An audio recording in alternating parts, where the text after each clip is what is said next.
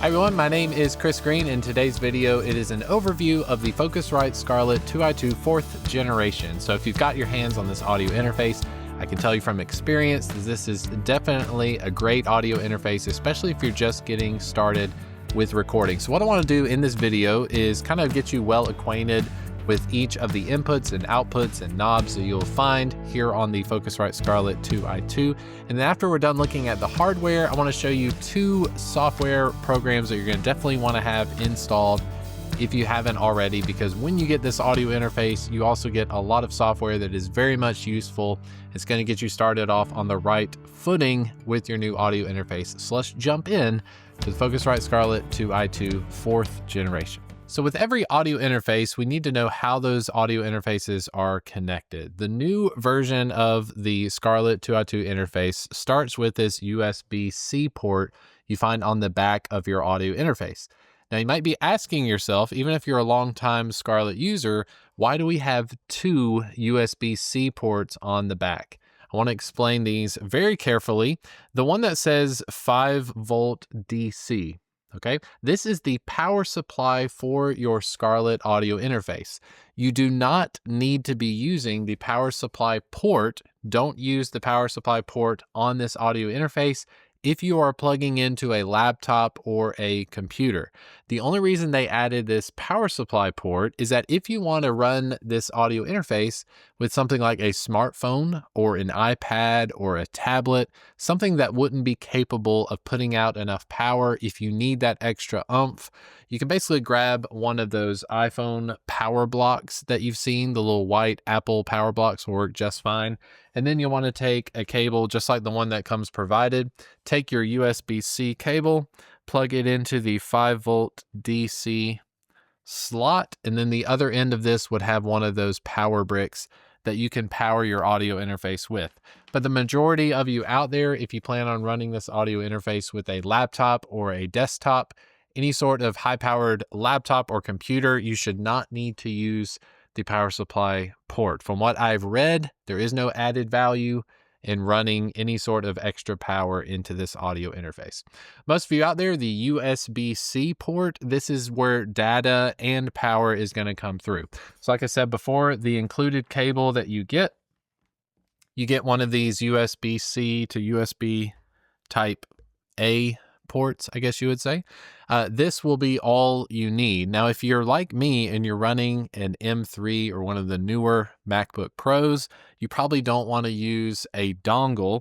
So what I've done is I've got my hands on one of these OWC Thunderbolt 4 cables. I really like these a lot. I've got a couple of them here in my home studio. Essentially what it means is I can take something like the USB-C connection here from the audio interface, and then at the other end, I have a much more familiar USB-C connection here. But this is actually Thunderbolt 4. It's really stable, reliable. I've recorded an entire project using the Focusrite Scarlett 2i2 over at my website, therecordingschool.com. Never had any glitches or interruptions using this cable. You can check out links in the description of this video if you're interested in any of the products I'm using in my home studio. I've got an Amazon page over there. You can check that out. All right, so that covers our data coming through the USB port. That covers our power if you need it for an iPad or a tablet. The Kensington lock, I've personally never seen anyone using this, but if you're interested in securing your device, if you're traveling a lot, I guess you could use that lock as well. Now we come to some very important ports on the back. Here we have our output left and right. This is meant to be used for your speakers. Basically, if you have a home studio or whatever monitors you plan on using with this audio interface, make sure you're using a TRS cable coming out of these outputs, left and right, one for each of your speakers. Pretty self-explanatory there. The front of the audio interface will have this big knob for your main output that will be controlling your monitors. So if you want to turn up your studio monitors or your speakers, use the output knob on the front. Now on the back, we have our two microphone ports. These are XLR connections. It's very convenient. If you're used to having one of the older Scarlett audio interfaces, you'd be used to seeing those inputs on the front of the device. They put them on the back, so now our microphone cables are on the back of our audio interface. It just looks nicer, especially when you have it on your desk. It's less clutter going into the front of your table. Okay, now let's look at the front of the audio interface. On the front, we have our very familiar trim or gain pots on the front. Now you notice these things are infinite. I can keep scrolling this wheel over and over and over again. It never ends. That is because, and we'll see this when we get to looking at the software, that is because these are software controlled preamps. Of course, if you need to adjust the gain, basically the level that you're recording with on your microphone inputs or your instrument inputs on the front, of course, you can reach for the gain knobs here. We have input 1, and then next to it, we have input 2.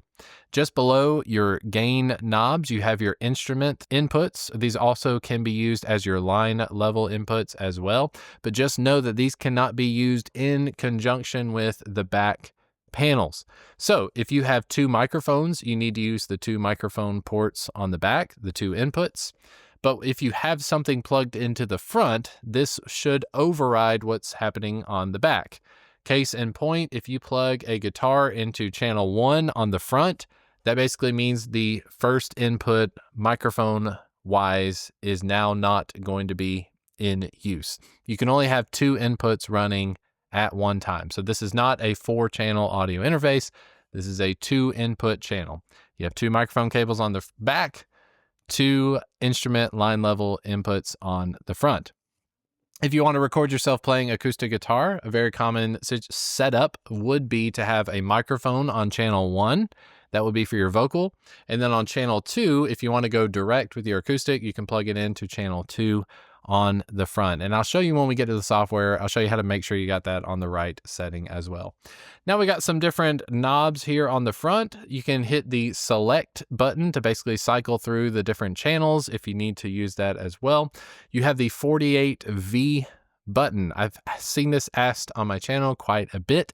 48V stands for 48 volts. That is for the use of condenser microphones, like the one I'm speaking into right now. This is a condenser microphone. It will not work unless you have phantom power or 48 volts being supplied to it. Think of it like a big battery pack that's being injected into your microphone. Dynamic microphones, like the Shure SM57 or the Shure SM58. Dynamic microphones do not need to have phantom power, so it really just depends on what microphone you're using. If you plug in your microphone and you turn up the gain knob and you notice you're not getting a signal whatsoever, it most likely will need phantom power, so you'll need to hit the switch for 48 volt. Another thing I'll mention is that when we get to the software using the computer, you can access all of the switches and features that you need to from your computer. It's actually a lot easier to use than just reaching for the buttons physically, but I want to go through it just in case. Okay, we have our instrument input button. So if you happen to be on channel 1 and you want to switch to your instrument input, you can simply hit the INST button. That is telling the audio interface that I want to record from the instrument input rather than the back panel. So if you select, use the select button to select what channel you want to be on. If you have channel 2 selected, you can switch it to instrument, you can turn on 48 volt phantom power, and so forth. The next button is auto. This stands for auto gain. I've used this quite a bit. It's a very handy tool. You'll see that in use once we get to software because I really want you to be able to see it on the screen. But essentially, if you have channel 1 selected and you want to set the gain knob, but you're not sure where to set it, if you have channel 1 selected and you're singing into a microphone, hit the auto button. And as soon as you hit the auto button, it should take about 30 seconds. And during that 30 seconds, after you hit auto, you need to sing as loud as you can possibly sing for whatever take you're doing. And it will adjust the microphone to compensate for that. So if you're singing a song, maybe sing the chorus of the song, whatever the loudest part of your song is going to be, go ahead and set auto gain for that. And it will automatically adjust the gain knob for you. All right, next up, we have a safe button. The safe button is basically going to make sure that we're not clipping the signal. If you happen to be worried about having a very dynamic vocal or a dynamic recording, you can use the safe mode, where basically it's going to attenuate the microphone for you. All right, the next button is known as Air. This is something that you get with the newer Scarlett range of audio interfaces. The Air button is going to essentially start adding a little bit of flavor to your recording. It very much sounds like a high shelf EQ. It's adding a lot of brightness. So if you have a very dark track, like maybe you're using a ribbon microphone or something that sounds really muddy, try hitting the air switch. It's just a quick little engage of an EQ. And then also, as you'll see this with the software, the air mode also has an like air mode version 2, I guess. It adds an even more extreme amount of EQ and distortion brightness, and you'll see that in use in just a little bit. As I mentioned before, back on the front panel, we have this big knob on the front. This is used to control our main output volume. It can be used for your studio monitors. And then I want to jump to this. This is the headphone volume knob. So if you need to turn up your headphones, you need to use this little knob on the front. And then of course you can plug your headphones into the front of the audio interface so you can listen to what you're doing. A very important button that lies in between the big knob and the small headphone port knob is this button for direct monitoring. So if you happen to put on your headphones and you're not hearing what's being recorded, or you're hearing a delay in the signal, hit this button for direct monitoring. If you hit this button again, it should light up this little symbol that lies below the direct knob. This stands for stereo recording. So if you have two microphones plugged in, or you're wanting to record something in stereo, you can flip the switch just below the direct highlighted LED. When that is lit up green, that means you are now recording in stereo. Something that personally, whatever software I'm using, I actually like to record my instruments and my vocals. Even if it's a stereo mic'd situation, I will often just record these as two separate mono tracks, and then I'll pan them out later. But if you want to go ahead and commit to recording in stereo, you want to record a stereo track, use the direct button. You'll just have to hit it twice on the front panel. All right, so that does it as far as the hardware is concerned with the Scarlett 2i2. Now what I'm going to do is I'm going to plug this audio interface in, and we're going to see what software comes with the audio interface, and then we're also going to get it up and running so we can do a little bit of recording. All right, everyone, here I've got my Scarlett 2i2 plugged into my laptop, and what you're hearing right now is actually this microphone being plugged into channel 2. So just so you can see a few of the LEDs on the front. If your audio interface is powered on and it is connected successfully, you should be seeing some LEDs similar to this. Now on the back of my audio interface, there you can see I have an XLR cable plugged into channel 2. It'll remain for the rest of this video. As you can see on the front, I can use the select knob to cycle between channel 1 and channel 2. You may or may not be able to see, but channel 1 is lit up green at the moment. And as soon as I hit the select button, it then switches to channel 2. From there, I can make changes to the gain as well. Now, installation is very easy, and I highly recommend all over your box. When you purchase the Scarlett 2i2 4th generation, your box should have a QR code, and on the inside, it'll definitely take you directly to the website that you need to go to. So by all means, use the QR code. It'll take you right where you need to go. You need to make sure that you set up your account with Focusrite. The main thing is for making sure you have your product registered. So if you have any future problems, if you're trying to email support, they're going to want to know, like, when did you register the device? And also, do you have an active warranty? So if you need to make use of the warranty, it's good to already have a Focusrite account. When you register your product, you'll be able to go to the My Software section of the website. Now, under My Software, the most important thing that you need to download is actually from Focusrite, and it's called Focusrite Control 2. Relatively easy, no matter if you're running Windows or Mac, to go ahead and download it. I want to show you the software program here on the screen. You can see everything that you need to see when it comes to recording or using the Focusrite Scarlett 2i2. So here you can see on channel 2, I've got a nice healthy signal coming in with my microphone. On channel 2, I can also access the gain knob. So if I want to turn up the gain with my mouse on the computer without touching my audio interface, I can just grab this gain knob if I want to. It's currently set to 23. I can bring it up to make myself louder and louder and louder. I can get up to where I am clipping and now have a distorted signal, so I can bring that back down. Just below the gain knob, you have that auto gain function. So let's put this thing to use. I'm going to hit auto gain and I'm going to continue to talk, but just know if you can't hear me during the recording, it'll be setting up the gain settings. I'll try to talk as much as normal as I have been already. So let's go ahead and hit auto gain and give it a try. Hello, my name is Chris Green. I'm speaking into the Neumann TLM 103. It is a condenser microphone, and I'm showing you how to use the Scarlett 2i2 interface.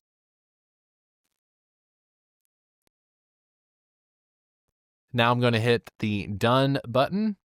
Now that I've hit done, I can see I've got another healthy signal coming in. We ended up around 28 dB. So previously I had it set to 23. I could have gone a little bit louder at 28, but you really want to see when you're recording, you want to see a healthy signal, but you don't want your signal to be too loud. Make sure you don't go up into clipping, okay? Now just below the meter here, you see this switch here for instrument. So if I were channel 2, if it needed to be an instrument input, if I were plugging my guitar into channel 1, I could go over here to channel 1. I can hit this instrument button, and now that it's green, that's telling me that now my audio interface is listening for whatever I've plugged into channel 1. In fact, let me go ahead and grab a guitar and we'll plug it into channel 1. All right, now I've got my acoustic guitar. It's going out the DI on my acoustic guitar, going straight into channel 1 of the Focusrite. I've got the instrument switch selected. I'm going to play a few chords, and let's go ahead and do auto gain as I strum through a few chords.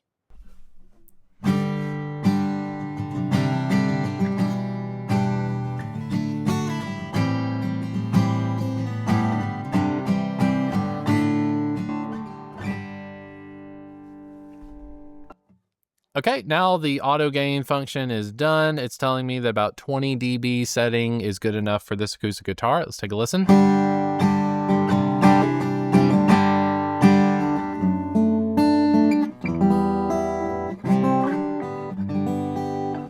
Okay, sounds good to me. Now again, if we need to use the safe button down here, you can hit safe. So just in case you have any accidental recordings, I guess I could try to make this acoustic guitar overload real quick. So you can see we're not clipping. Let's go and turn off safe mode. I'll do the same thing. Yeah, still not able to do that. So if you want to use the safe mode, that's totally up to you. Maybe in a live environment, a lot of chaos can be happening. Make use of safe if you'd like to. I'm going to put my headphones on so we can make use of this air switch. It's by far my favorite headphones for mixing. These are the Shure SRH 1840s. I'm going to take them and plug them into the front panel of this audio interface. Now, if your headphones have an 1/8 inch adapter. This is a male 1/8 inch plug. It will not work on the audio interface. You need to get yourself I have many of these 1/4 inch adapters. So this is taking a 1/8 headphone cable. And then if I put this adapter on, it is now a 1/4 inch. So I can plug this into my audio interface.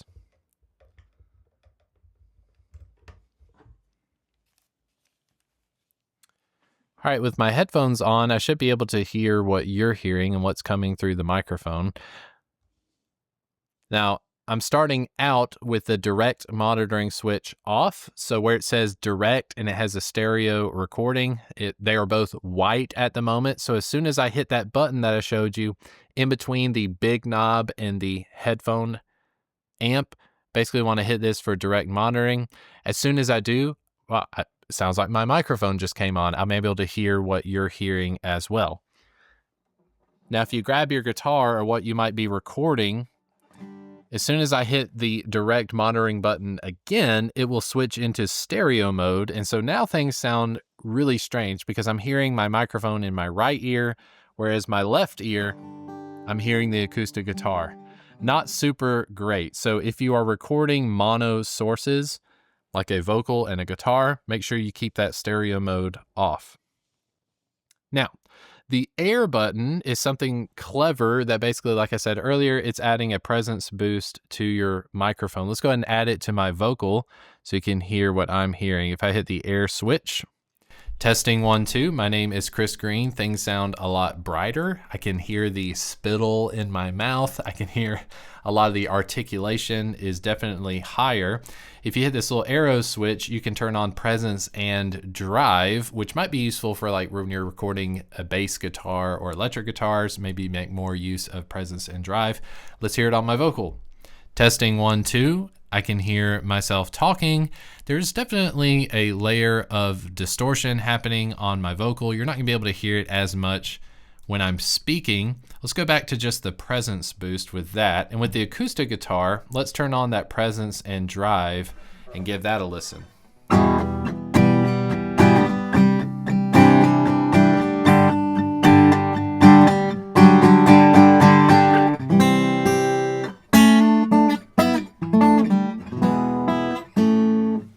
Turn it off.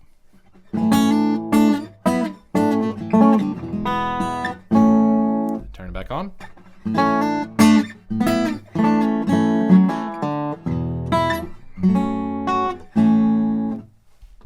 Okay, so that's totally up to you. If you want to use the air or the air in the drive, just know that those decisions could affect your mix as you're recording.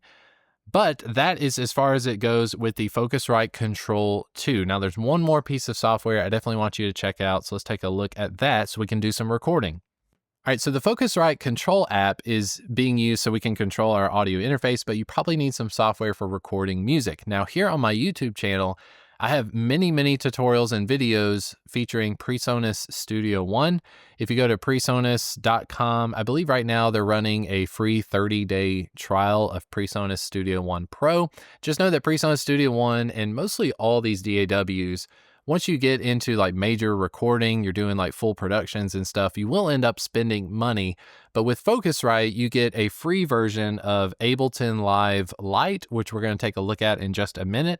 And then you also get a free version of Pro Tools Intro Plus. Now, if you're interested in videos specifically on those two software programs, how to record a song with them, let me know in the comment section. I'd be happy to put together a video for that. Just know that I have so many videos already on my channel on PreSonus Studio One, so you may see that on my channel moving forward. But Ableton Live Lite is a great software to be using. We've used this a lot at church.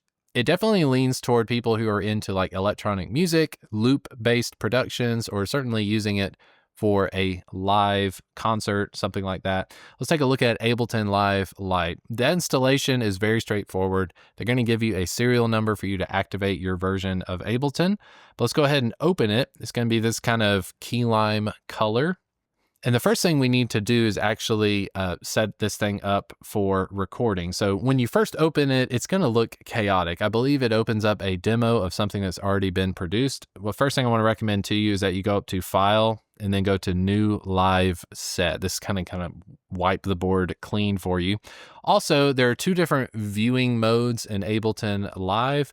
At the top right, you'll see a vertical stack, which is what we're on right now. And then we have a horizontal stack. Now, the horizontal stack is very much familiar if you're used to using Pro Tools, Studio One, GarageBand, any of those is very much a horizontal layout of the music. Two things you want to do right off the bat is you want to enable your audio interface. So here, by default, they give you 4 tracks. They have 2 MIDI tracks, and then we have 2 audio tracks. The 2 audio tracks, I'm going to assign each of these for my inputs on the Scarlett interface. So here where it says 3 audio, I'm going to go to this tab that says EXTN, External Device Input. Click the little drop-down menu, and the first thing you need to do is configure. You need to tell Ableton Live what audio interface you are using. So right now it says no device. I need to change that. I need to go to Audio Input Device. I need to select Scarlett 2i2. And then my audio output device, I need to select Scarlett 2i2 as well. So this gives me an input and an output. I'll leave all the other settings as they are for now. Again, if you want to get into the nitty gritty of Ableton Live, just let me know in the comment section. I'll do a dedicated video for that. But now we have set up 3 audio and 4 audio. If you want to rename these, just simply go to rename, right click, rename.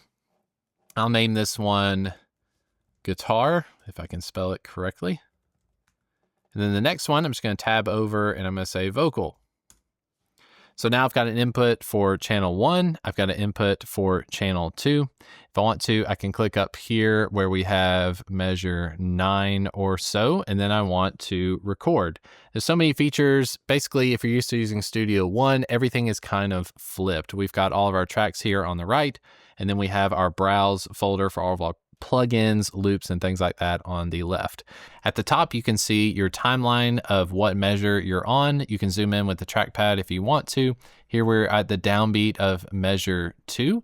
On my tracks where I have my guitar and vocal, I want to enable both of them for recording. So on the Mac, I'm going to hold the Command key. I'm going to select this Record Enable button. If you have this set to auto or in, that's basically software monitoring, which you can use if you want to. You should probably hear a delay. So I keep this off because I'm using direct monitoring from my Focusrite interface. But make sure that both of these are red. That means that as soon as I start recording, I should be recording directly to the tracks, which you'll see.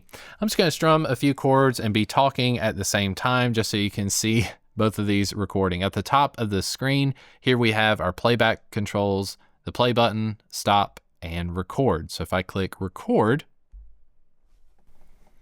testing 1, 2, 3. This is the Focusrite Scarlett audio interface. We're going to do a little bit of talking as we play through the D chord. I'll go to a D7 and then a G.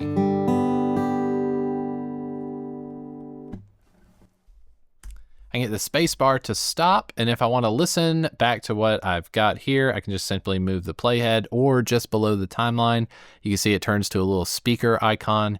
You can click, and then it will start playing the audio. Testing 1, 2, 3. This is the Focusrite Scarlett audio interface. We're going to, as we play through the D chord, I'll go to a D7 and then a G.